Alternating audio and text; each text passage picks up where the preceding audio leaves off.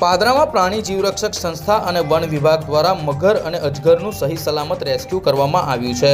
પાદરામાં વરસાદ સાથે રહેણાંક વિસ્તારમાં મગર, અજગર, સાપ જેવા વન્ય જીવો દેખાવાની ઘટનાઓ શરૂ થઈ ગઈ છે।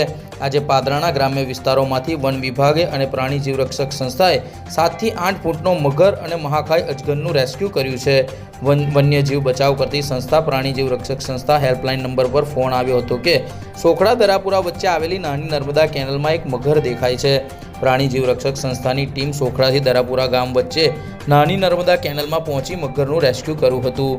મગરને પાંજરે પૂર્યો હતો, જ્યારે બીજી તરફ ડબકા અને પાવડા વચ્ચે ખેતરમાં એક મહાકાય અજગર દેખાતા પ્રાણી જીવરક્ષક સંસ્થા અને વન વિભાગે સાથે રહી ડબકા અને પાવડા વચ્ચે આવેલા ખેતરમાંથી પહોંચી મહાકાય અજગરનું રેસ્ક્યુ કર્યું હતું। આમ મગર અને અજગર બંનેની સહી સલામત રેસ્ક્યુ કરી પાદરા વન વિભાગને સોંપવામાં આવ્યા છે। મારું નામ પ્રવીણ મહારાજ નામ છે। હું પ્રાણી જીવરક્ષક સંસ્થાનો પ્રમુખ બોલું છું અને પાવડા ખેરે નવાપુરા અને ડબકાની બેની વચ્ચેથી અજગરનો કોલ આવ્યો હતો 10 વાગ્યામાં। તો અમે લોકો મારું ગ્રુપ લઈને હું ત્યાં પહોંચી અને અજગરને સહી સલામત પકડી અને અત્યારે જંગલ ખાતામાં મેં જમા કરાયેલ છે। એ છેલ્લામાં છેલ્લા 7 ફૂટનો 7-7.5 ફૂટનો અજગર છે। મારું નામ દીપક પરમાર છે। હું પાદરામાં પ્રાણી જીવરક્ષક સંસ્થામાં વન્યજીવ બચાવ કામગીરી કરી રહ્યો છું।